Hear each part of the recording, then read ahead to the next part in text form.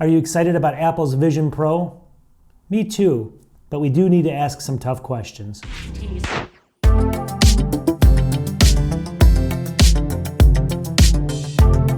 Welcome back to the channel. So you're interested in Apple's Vision Pro. Me too, right? And if you saw all the different YouTubers out there, all the big ones you can see on my thumbnail, everyone did the exact same picture with their face, the goggles superimposed on their face with their eyes showing through. I think they all got the script from Apple to do that. I'm just kidding. Anyways, a lot of them are positive, right? And there's a couple negative ones. So I just want to say, first of all, I'm excited about the product in Apple, right? You can see that I have a ton of different Apple products here. I got something over here, I got over here, I got this over here. I got a lot of Apple products. But this one in particular, we definitely have to ask some tough questions on. And that's what this video is going to be about. I think we can all agree that the engineering of this thing is superb, right? It's incredible. But I think that could also be the downfall of this product, and I'm going to talk about that in a second. So I don't want to be too negative in this because I'm definitely excited about it, but I do need to talk to you about a bunch of different things coming up here that are going to be reasons why this may fail actually, and reasons we all have to consider when we're actually going to be buying a device like this, all right? So I think this video is going to be interesting. Stay tuned and watch it. I'm going to give kind of more of not so much the negative side, but the realistic side. I mean, Apple doesn't send me all the free stuff to review and stuff like that because sometimes I do have a negative side to some stuff.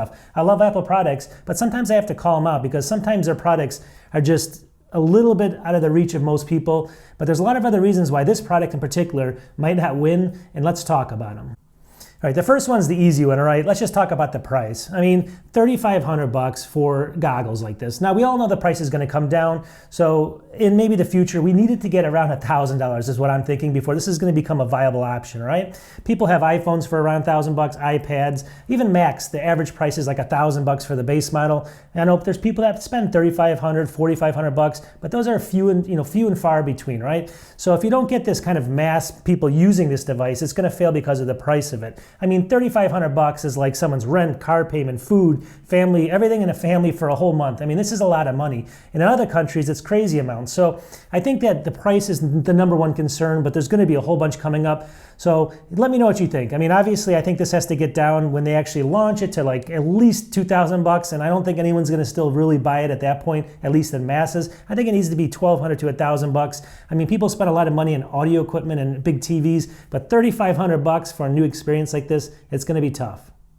All right, number two is comfort. Let's question the comfort of this device. Now, I know it's about as comfortable as you can get it. It's got the screen that opens up your eyes. It's got all that stuff going for it, which is really good, and Apple did a good job there.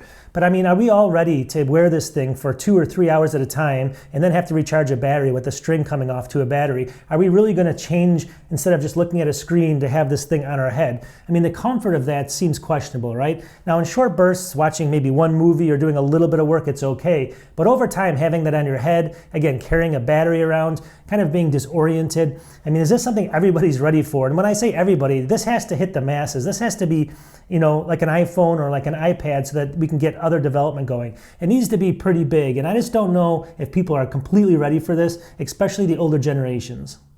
All right, number three is probably my biggest one, isolation, all right? Let's talk about this for a second. So you buy this device for $3,500 and you want to watch a movie with your family, all right? So you got one person with his headphone on, you got your wife sitting next to you and your kid over here, and you're all enjoying the same movie, but you're not enjoying the experience together. Here you are with goggles on, here they are over there looking at the TV maybe, if it even would work that way, and nobody's really enjoying it together anymore. You're basically isolating yourself with this device. Even at work, when they show pictures of walking around the office, it's not really human nature to have this thing on someone's face. I know it's cool and it sounds cool and it seems like it's going to be a great idea, but when you isolate yourself from the population, it's trouble. I mean, we went through that with COVID. We need less of this now. It seems like this is going to give us more isolation. People will be isolated in their own virtual world versus actually talking to the outside. Even if you're in the office, people are right next to you, but you're going to have this on your head. There is the problem that I have with this, is the isolation that this could cause. And at a time right now where isolation and the whole culture is kind of fragile, I think this might not be the right time for this device. Again, I'm open to suggestions. I love Apple. I love their products. But this is one thing that bugs me, isolation. All right, number four, safety of this device, all right? And I'm not even talking about walking around the office or your home and tripping on something and hitting your head, all right? That could happen as well. But I'm talking about, let's just say you're sitting in a Central Park in New York City and you just bought a brand new MacBook, let's say a MacBook Pro, $4,500, all right? You're sitting in the park and it's getting dark. You're gonna be looking over your shoulder left and right to see if someone's gonna come and snatch that piece of gold off your lap, right? Here you are now, let's switch this up with these headphones sitting on your face. Now you're over at the park, you're at a bus stop or something and you have these goggles on. You can't really see what's going on around you that well. I know that you can see in front of you, but your peripheral vision, behind you, all this kind of stuff. Plus you're gonna be in this environment that's gonna be kind of in your own world, right? So even if you're outside any place, this is a perfect, again, magnet for thieves to come up and snatch it off your head. The price of this thing is going to be so high, it's going to be lucrative for them to do it, and you might just get conked over the head for it. So safety, I think, could be a big concern here. I mean, I'm just kind of obviously laying out some examples there, but you get the drift, right? I mean, you have to be safe in this world, and not knowing a lot about your environment, if you're in a different environment, like even a coffee shop, could obviously be a problem with a device like this.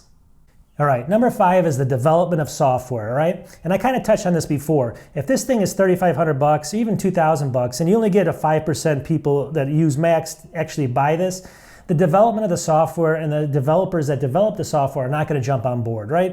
And then this whole thing fails. It starts to crumble apart because this is not being used in mass. So Apple needs to get this to a price point, and they need to get it in a way where everyone can use it.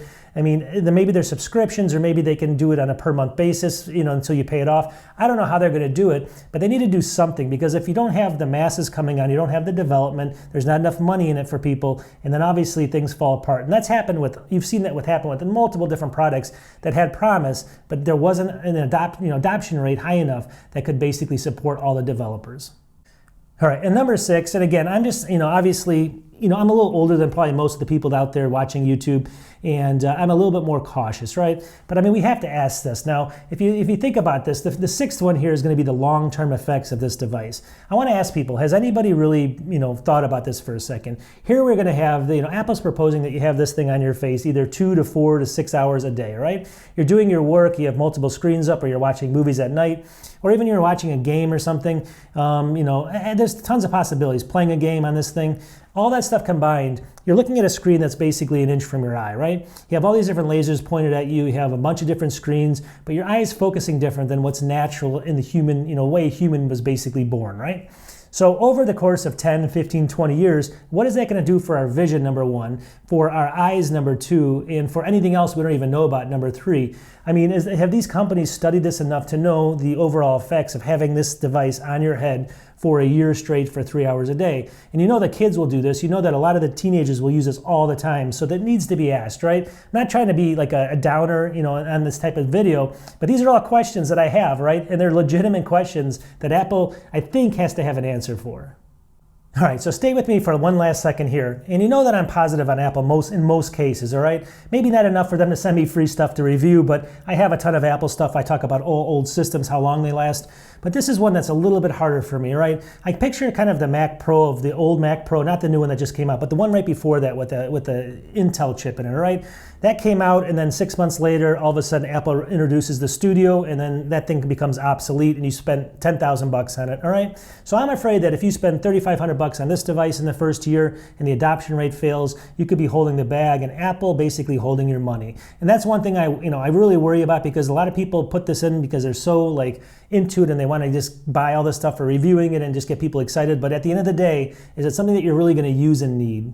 We have to admit that this is an incredibly engineering feat. I mean, it's one of those things that is amazing when you see the product, how much effort went into it and all that kind of stuff. But what I kind of argue is that could be the downfall of this, all right? By doing all that stuff, making this product so innovative, people may not be ready for it. It might be too expensive. It may cause problems with their vision. It may cause safety issues. These are things that we do need to ask, and that's all I'm trying to do in this video. I'm positive for it, trust me. I want it to work out. I want to be able to watch a game courtside where I'm not actually at the game, where I can look around and see people in the stands and stuff. I think that would be just incredible, right? But overall, I just don't think people are ready to spend $3,500, and I just think, obviously, I think what I'm asking you, what is the price point you think people have to spend? I think it's $1,000, and then maybe it becomes adopted more widely.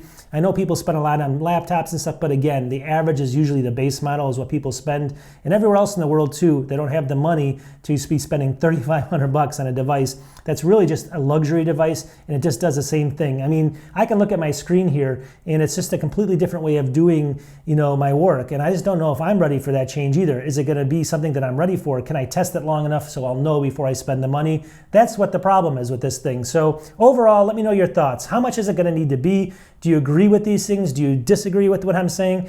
I mean, I'm just trying to be realistic, and at the end of the day, like I said, that's probably why Apple doesn't ship me any of their review products, because I'm not always an Apple fan and things. In this case, I am, but I'm just a little bit hesitant, and I'm not jumping on board like my thumbnail and putting that thing on my face and showing everybody how great it is, because at the end of the day, it may not be. And let's talk in a couple of days. I make videos, I think, once every 3 or 4 days or 2 days or something like that. Look me up. My name's Craig Nidell, and we'll talk to you in the next one. Peace.